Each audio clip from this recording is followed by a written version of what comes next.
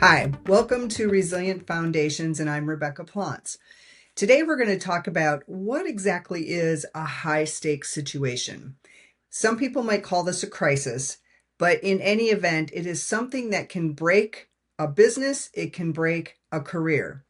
As a leader, you need to know, when am I in a high stakes situation? Because then you need to find the tools that will help you get through it successfully. So let's start. 4 things to look for if you're in a high stakes situation. One is, what are the consequences of the activity? We might also call this risk. Am I dealing with an extremely high risk situation? This could be something like ransomware. My company, or I personally as a business owner or an individual, may have had my machine owned and I'm now being subjected to a ransom. It could be things like a major reputational hit. I have a business and I have a very serious viral negative Yelp review or some other kind of social media that's going viral that's very negative about my business, and people have stopped going there. I mean, we've seen that many times in the last couple of years, where even large businesses, stock traded businesses, not just small businesses, have been subjected to reputational hits that have actually hit their stock price, that have hit their cash flow, that have hit all aspects of the survivability really of their business. So what are the consequences? When we think about a consequence, you can think of, what is the impact if this happens? So get used to asking yourself, what are the things that could happen? What are the types of risks that could happen? If it did happen, how big is that impact? And then what is the probability? Now, sometimes impact alone is enough reason to be really seriously thinking about proactive planning, because the impact could take you out. A black swan event can take you out. Probability might be low. And I'm going to give you a real life example. I have run hundreds, literally hundreds of crises of all different types at all different companies, and also personal life. But one of the things that you think about on impact is, yes, if this thing happened, it may only happen 1 in a million chances, but that 1 in a million chance, if it did happen, recoverability might actually be zero or very, very slim. Getting the business back might be difficult. Getting my career back might be difficult. You've seen executives that had one major slip up and their careers were ruined. They had a hard time getting the next gig because it was such a visible slip up or problem. So you really want to think about, what are the consequences? If this thing happened, what would the end result be? Dale Carnegie is one of my favorite sayings, is, what's the worst thing that could happen, and can I survive it, or can I live with it? I'm paraphrasing because that's the way I think about it, but it is that sense of, think about all the things that could happen and how would you get through it? Could you survive it? And make that list. It's a very proactive thing to do personally and professionally. Now, visibility is one of the other ways to know you're in a high stakes situation. How visible would this be if it happened? Is it going to be something that's like so public, you're going to have a total reputation loss? And public could be professional. Again, it doesn't have to just be a business taking a hit. It could be you personally taking a hit in your profession or within a company as the individual, as a leader, for example. I've seen people who have just been stalled out in their careers because the visibility of the thing that happened was so high that when it failed, then they actually either got completely stuck in their career, and in some cases, actually, people were let go. So the visibility of something is important.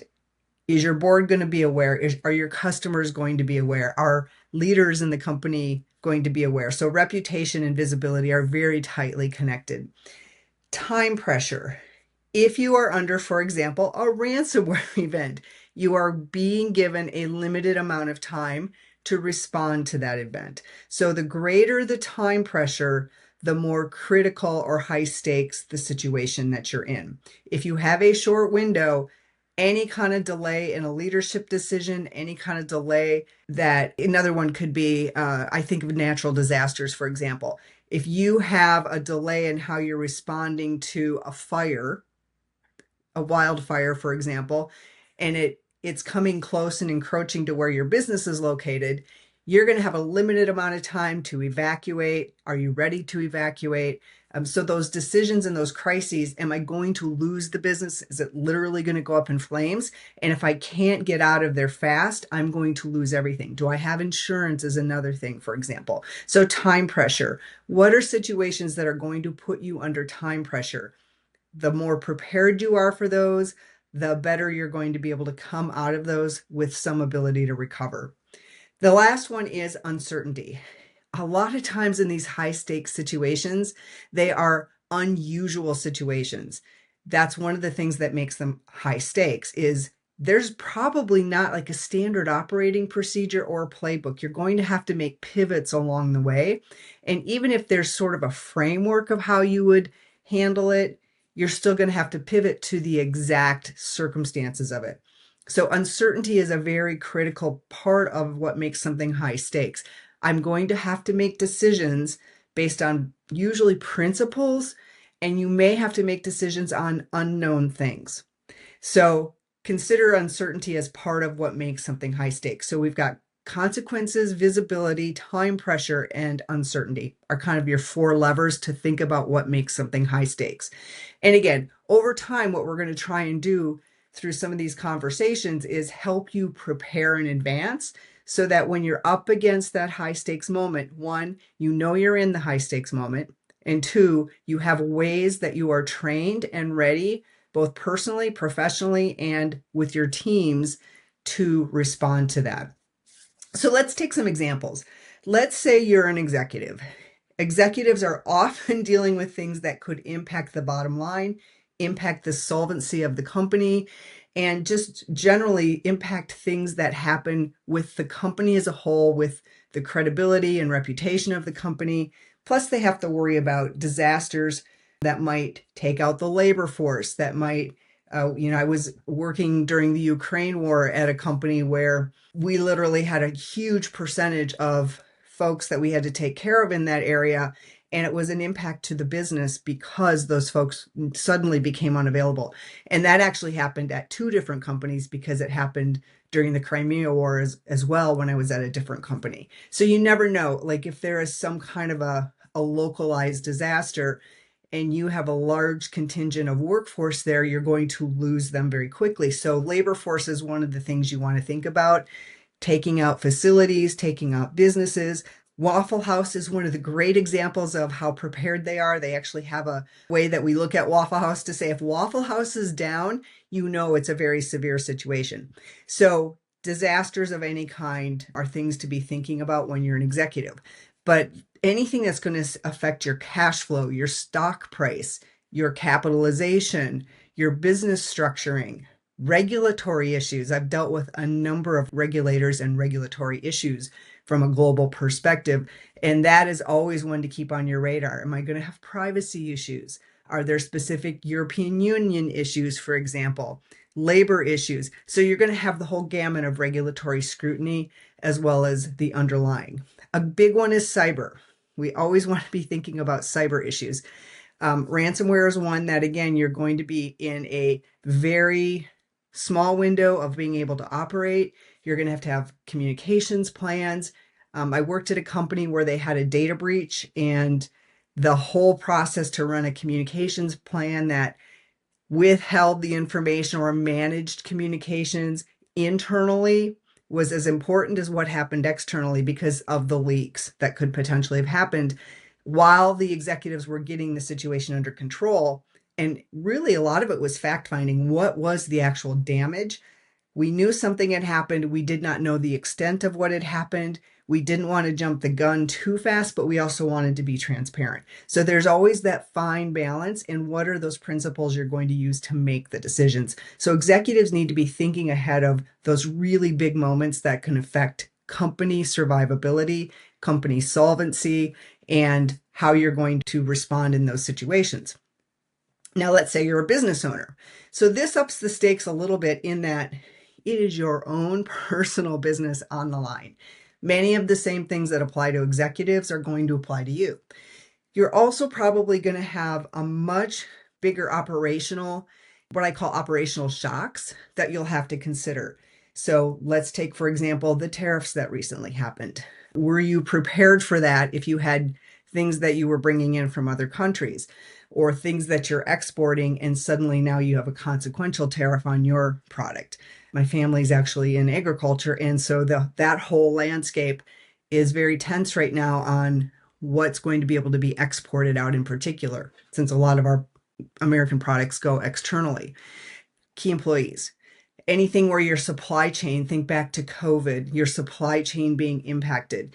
Those are all high stakes situations because suddenly you've got to deal with, am I even going to be able to get the products I need through the supply chain, domestic or international, probably didn't matter because I wasn't even able to get things in to produce the product that I was producing. So supply chain issues is a way to think about an operational shock. And we had a lot of that during COVID.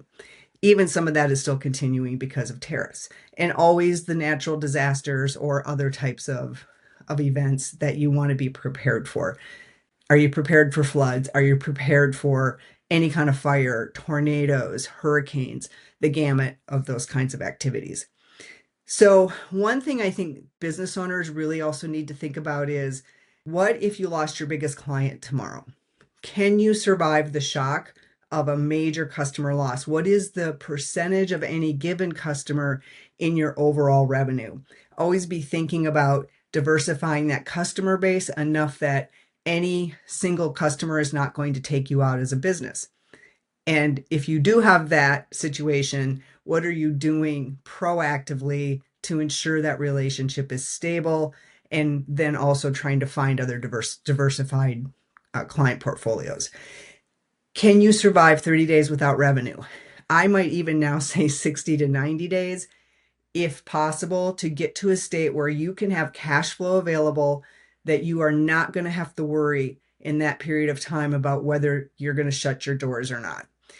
Can you keep going if your location goes down or your website goes down? How long can you do that? We call that recovery time. And how long can you actually go before you must have that backup before you'd be out of business? So think about what your recovery time windows are. How long can, and it could be specific things within the business. So maybe function A needs to come up within an hour, whereas you'd have maybe on payroll, you've got another week before you have to hit that. So you'd have a week to recover that. And sometimes they're seasonal or month or week based as to when those peaks and valleys are. So kind of be aware of what your ebbs and flows are in the business and what processes need to come up first, second, third in order to bring the business back up quickly. And then what if something happened to you as a business owner? You're a key person. What happens if you're unavailable, you get sick? For example, can your business continue running? Do you have people who can pick up for you? So that's a key one to think about. And then your cash flow. What do you know where your cash flow is? Those are some of the key questions for a business owner that you want to look at because those could create high stakes situations for you. All right, managers. Managers and team members generally, the biggest thing you're going to have to worry about is promotions and your own personal career reputation. So sometimes we come down in this space to just core execution. If you want to get promoted in your career, where you're currently working, one of the things you want to think about is, am I visible? But visibility is a two-edged sword. So if you're visible and you're running high stakes projects, your execution, maybe you took on a special project. If you fail at that, that is going to be career impacting. If you succeed at it, it's wildly career supporting. So always pick those special projects whenever you can with that eye of, if it's highly visible, if it's high stakes as a project, then you want to make sure that you are aware of where the risks are in that and how you're going to manage that for your own personal reputation. The other part of that will be stretch assignments. Taking them on is a good thing in a career. If you take them on, you need to prioritize them because you're going to need to land it. You just need to land them if you take on these assignments. So always be looking at it from an eye of risk. Again, what is the potential consequence if I succeed versus if I fail? And then what would I do if that happened? So always be aware of that. I've taken on a lot of high risk, highly visible things in my career. It definitely helped me, but I had failures along the way, and those definitely hurt me. So you want to be thinking about that as well. So you might think a high visibility thing it's even a presentation. I have a high, like my big executive presentation, like my first one, or I have an executive presentation to do. That's important. Visible projects, that's important. Stretch assignments. Can I prove myself through a stretch assignment? Probably, maybe not. So always look at the risk of that. And what would it take to be successful? Sometimes I had to go into these things and really look at it and say, what does success look like? And how would I achieve that in this process? And whose support do I need? Always be thinking about whose support do I need to be successful in this? And am I going to be able to get that support? Integrity tests. Failing an integrity test can mean an end of a career. So you could have an integrity test around see something, say something. I saw this person doing A, B, and C. I reported it or I didn't. Especially as a manager, if you know something sketchy is going on in your team or in the organization, you've seen something and you don't speak up, that could be career impacting. Now, how you speak up can be as important as whether you speak up. So yes, you want to do it in a productive way, but always be aware that's an integrity test. Whenever you get in these gray areas, you have to ask yourself, what's the right thing to do here? And what's the right way to address it? So that's a key thing for a manager, especially, but it also affects team members. See something, say something is probably the best motto. And then how to say it and how to report it. Always be aware of those options that you have. Developing talent. And not just developing talent, but how you, as a manager, work with team members. Because when you think about a high stakes situation, the team being able to pull together under crisis conditions, maintain morale, that is leadership challenge number one. And a lot of that falls on frontline managers.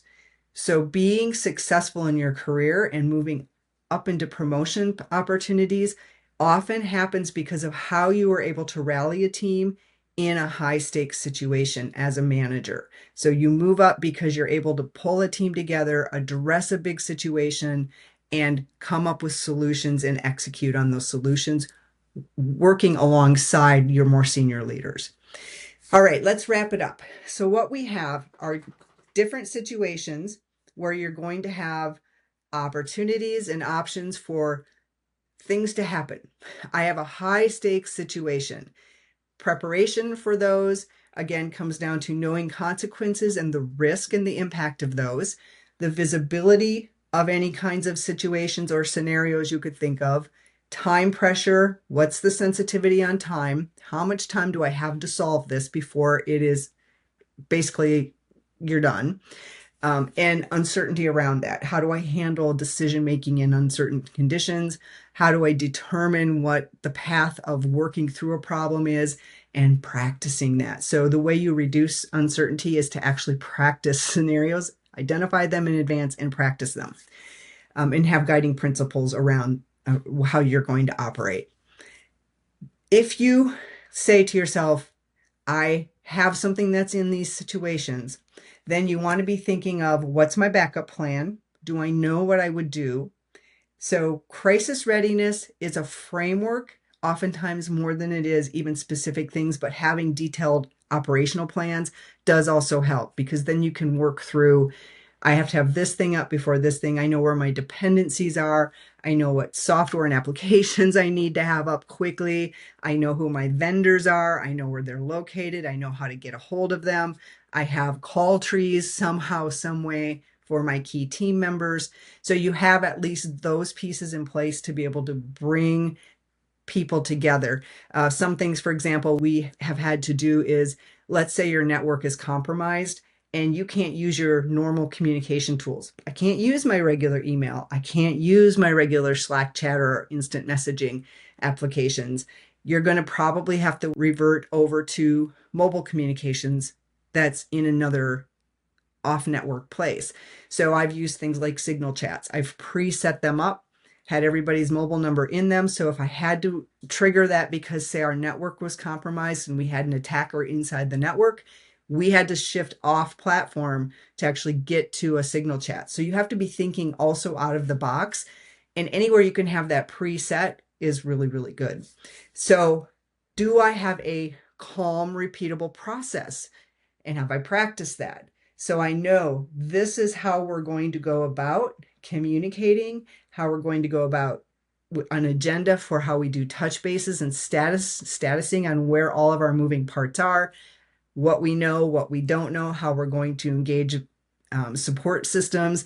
For example, in a data breach, you're probably going to have a forensics vendor in there. They're going to have to do chain of custody. You have to have procedures for those. Ransomware, you need a crypto wallet. You're going to have to, if you decide to pay, you're going to have to do it in crypto. You need that wallet ready in advance. So there are operational procedures of things to do in advance. And then what are your operational shocks and what kinds of contingencies do you need in place to deal with those? Cash flow is always a big one. Do I have backup for my cash flow?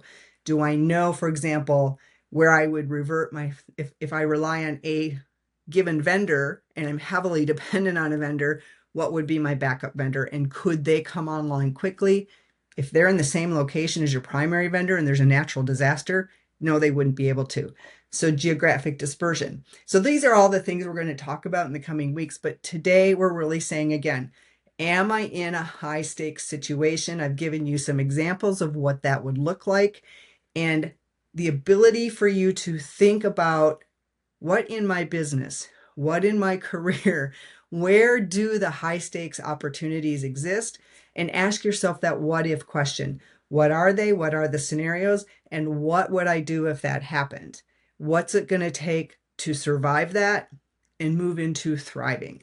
Sometimes crises can actually be opportunities. So the upfront preparation is what we're really after here. And if you're looking to build your leadership in high stakes situations, the question isn't whether you'll face a high stake situation. It's really a question of when, not if. So are you prepared? Have you done your diligence on the what if scenarios? Have you done the preparation for those what if scenarios? And then when it comes to the actual leadership skills of staying cool, calm, and collected, knowing how to make decisions quickly and with other people inside of a framework. If you're looking for that kind of information and that kind of advice, stay tuned. That's what we're going to be covering here. And reach out to me if you want more information. Thank you.